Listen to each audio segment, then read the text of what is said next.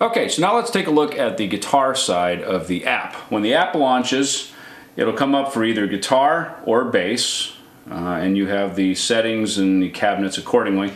We put two different types of cabinets in here. There's kind of a more traditional and then also kind of a full-on high-octane cabinet in it. I'm going to start first with the clean tone. There's essentially three specific tone parameters. There's clean, there's what we're calling British, which is kind of a dirty, and then a metal, which is full on. So first we'll start with the clean tone here, and I turn the gain down a little bit because I just want it to be nice and clean. We got bass and treble parameters. Now, one of the cool things about this is, you notice we're setting guitar, we're setting clean, and now we come down here, we have the amp setting, you can go over to the effects. So I'm going to go over to the effects here, and we put a chorus and a flanger on here. We added some reverb and we added gate. You're probably not going to use the gate maybe too much except when you get into the full-on distortion stuff. So we're going to color it a little bit by adding a chorus. You can add the depth to that.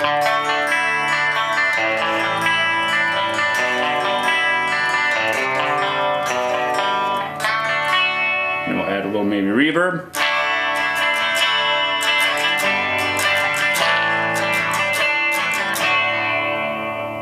And we can even move over to the flanger setting.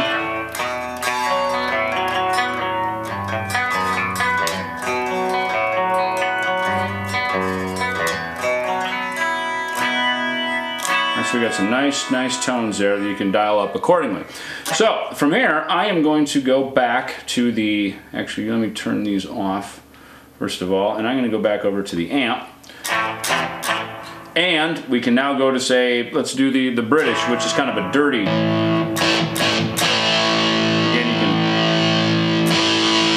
add the amount of distortion by the gain. Now that's a true gain that, like, just like it would be the preamp tube distortion on your amplifier head. You can change cabinets. You can keep it here as kind of a little bit more of a kind of a traditional, just a dirty tube amp. Again, you can, if you like, you can go back over to the effects, pull that down. Gate it if you want, which is good for recording. Right, so you keep it nice and tight. Now we're going to go back and we'll go to the final tone, which is the metal. Might even want to go to that cabinet for that.